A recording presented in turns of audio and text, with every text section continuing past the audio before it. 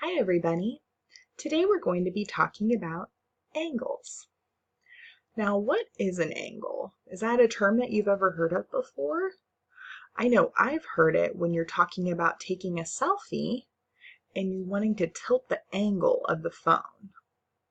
But today we're going to be talking about it in terms of shapes. So first let's talk about what an angle actually is. An angle is when two rays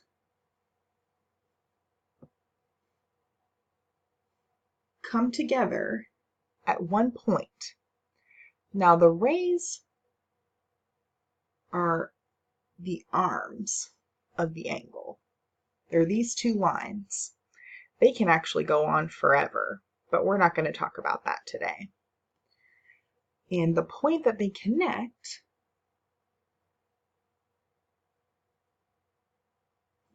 is called the vertex. Now, angles can come in a lot of different shapes and sizes, and today we're going to learn about 3 of them.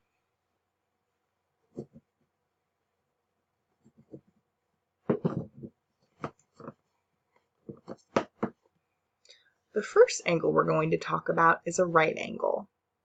I want you to go ahead and take your thumb and your finger and make an L shape. This shape is a right angle. A right angle goes straight up and down.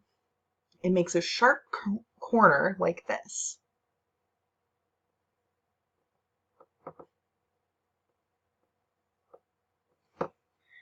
So there we go. That's a right angle right there. Now, the next type of angle we're going to be talking about looks a little different from this.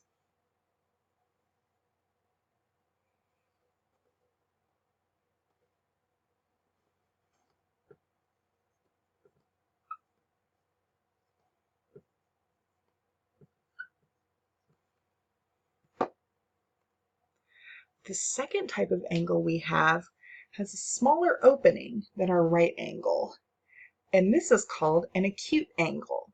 Think of a cute little opening, acute.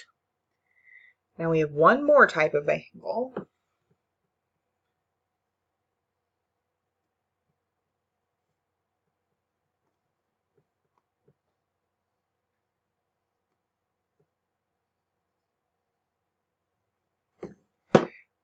And if you look at the opening on this angle, it's very wide, wider than our right angle and our acute angle. This one is called an obtuse angle. So we have straight up and down, right angle, acute angle, and a wide obtuse angle. But now that we know about these types of angles, how do those relate to shapes? Well, I'll show you. So we've got our classic shape right here, which we know to be a square. Now, if we look at this shape as is, can we maybe figure out what kind of angles it already has? It looks like the square has very straight lines and very sharp angles. So I'm thinking it fits within a right angle because you see how the sides are straight like that. So this would be a great example of 4 right angles making up this shape. Now it's going to get a little trickier. We're going to look at a triangle.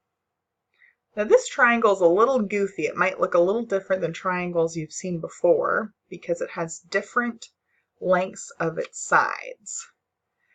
And I think I see 2 different types of angles in this triangle. Let's compare the first. Now, does this look like it fits within the right angle? No, it's a little bit bigger than that, which means it must be closer to an obtuse angle.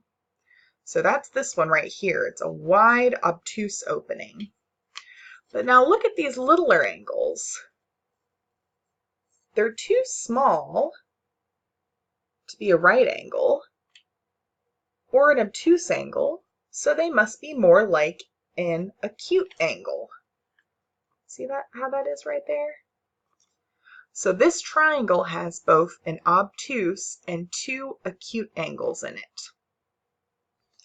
Now if you want a little more help on types of angles, think of our friend Pac-Man here.